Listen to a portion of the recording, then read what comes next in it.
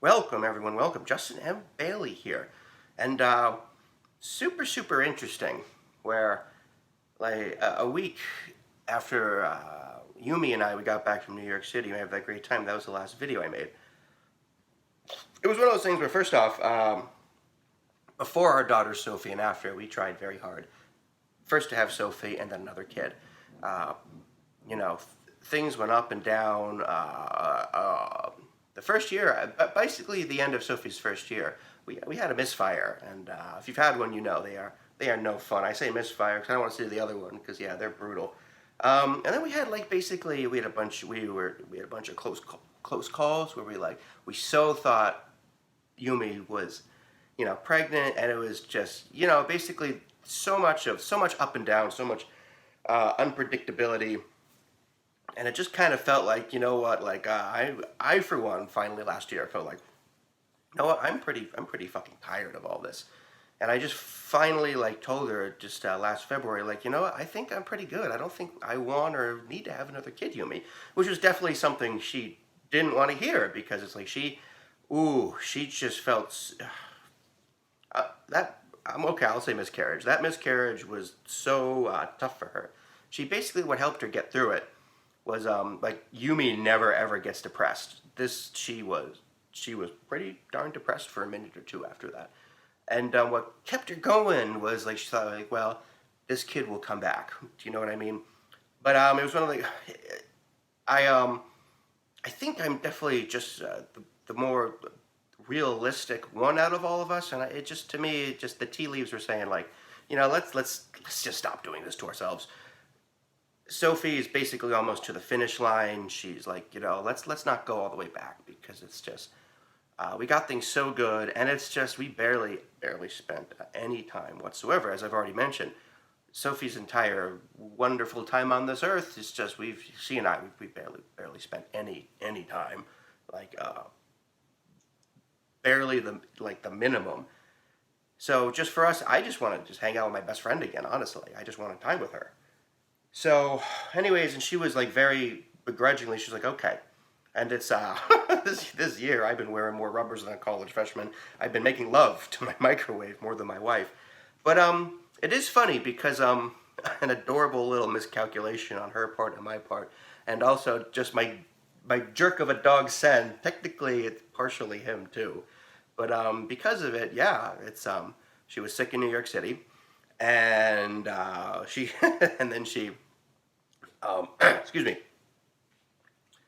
And then it was one of those things where, so it's she knows I'm very not psychotic about it, at least I hope not, but just where I was basically very firm, because I said, it was just something she did not want to hear, but it was just she's okay, he does not want another kid, so how's this gonna go?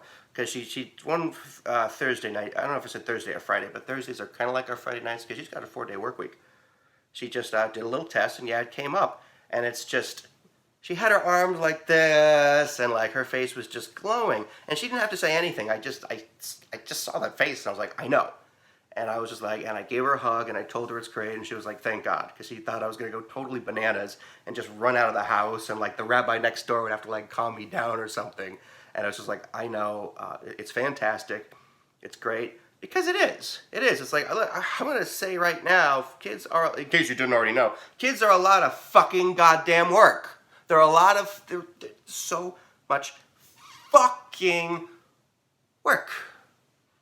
So it's yes. And they're the most wonderful little creatures you're ever going to meet. Because my daughter, Sophie, makes me laugh my ass off. She's got the best comedic timing, and it's just I get such a kick out of her. I have so much fun just hanging out with her now. It's so funny, this whole, for man, since I made my last video, I don't remember. I mean, I remember Yumi having morning sickness.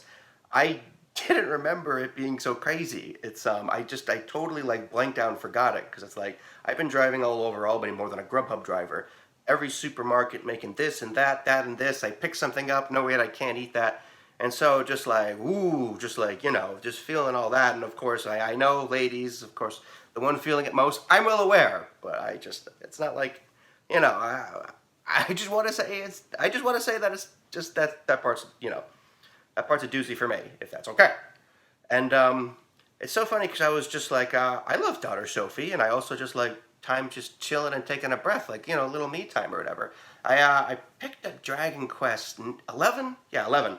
Ooh, when it first came out, and it's one of those things where I always wanted to beat Dragon Quest 8, but a bunch of stuff kept coming up. Funnily enough, the first thing that came up was corrections.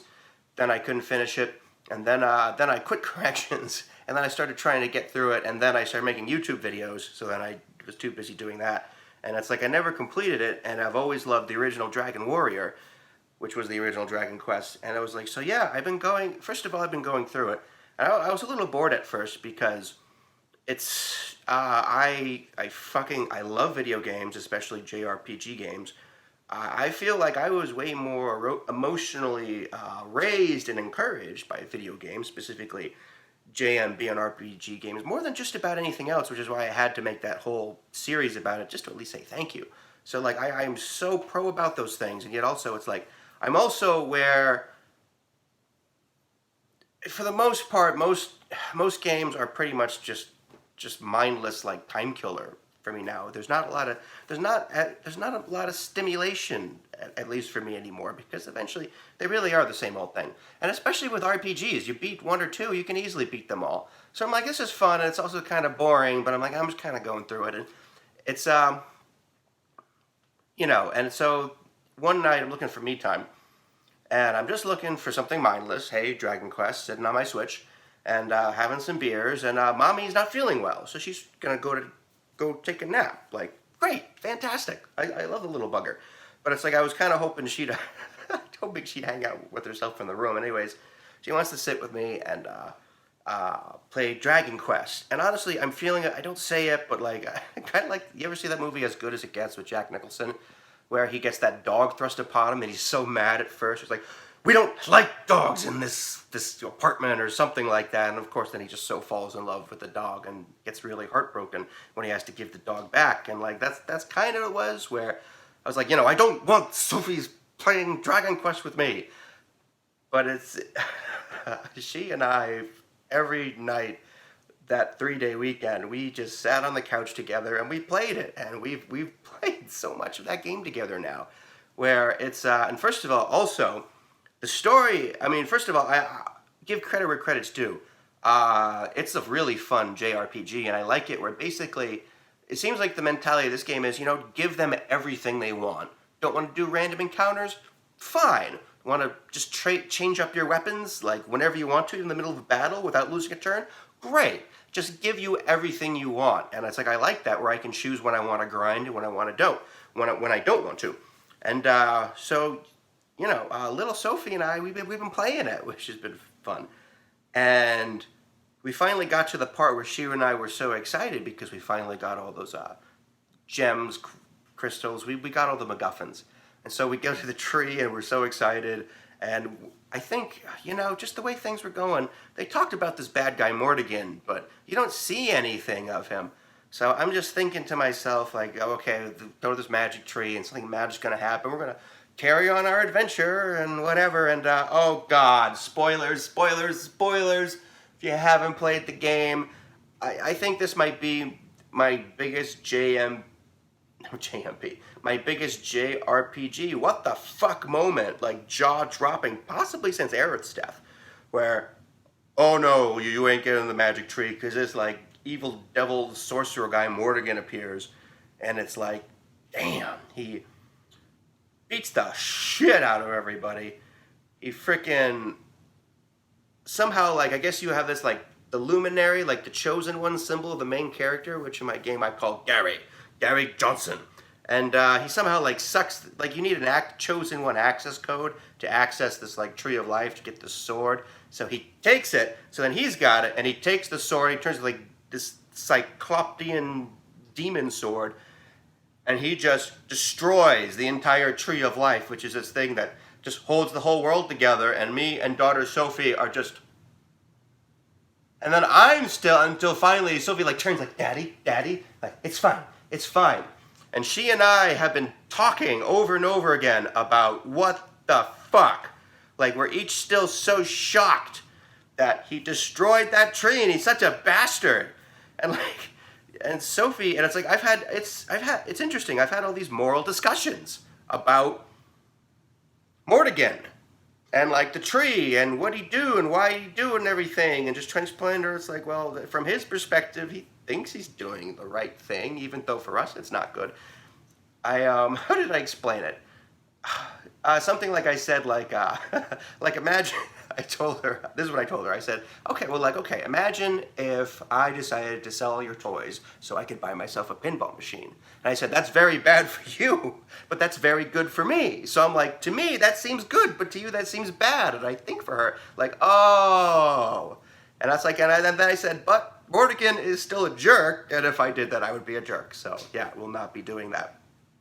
So yeah, that's what's been going on. And it's like one of those things where, yeah, Yumi has been just, so busy just recovering in her Preggers cave, as I call it, her room where she's been lying, and I've been, I've been getting her food and everything, and then just nights where I'm just chilling with Sophie, having a pop of beverage. I think that's a good euphemism way to put it, and so that's been good, and that's what I've been up to, and it's like Yumi is pretty stabilized now. We had fun cooking together last night. She showed me how to make some Japanese stuff, and so she's no longer in that morning sickness phase. She's definitely in the best part, the middle part, where it's just things are calm and steady before the roller coaster goes swoosh. So for what's that mean for the channel and everything that's going on? I'm still definitely, I got the script all done for that Metroid video, and I like it. It's a nice culmination of, I think, everything I've gotten out of these 6 years of YouTube and writing and corrections and the martial arts and the RP and everything. Like, honestly, it feels like I got something for the past 36 years, and I like it a lot. I think it's a pretty good trinket right there. So yeah, everything's pretty good, but yeah, as you expect with another kid on the way, it's definitely going to be, hey, whenever I get something done. I think almost whenever I make a video, if ever, because definitely from now on, I can just choose to stop making it whenever I want to. It'll just be, oh yeah, if I ever do, again, it's, I think maybe once a year I might make something where I put a lot of editing to it, because it's just, yeah, I don't got the stomach for that anymore. But since this next one is on Super Metroid, I am very happy to break out all the editing gear again and get cracking on that. So, yeah, that's what we got. And, yeah, so a lot of pregnancy, a lot of Dragon Quest XI. So I hope everybody's doing fantastic. And Justin and Bailey, bye.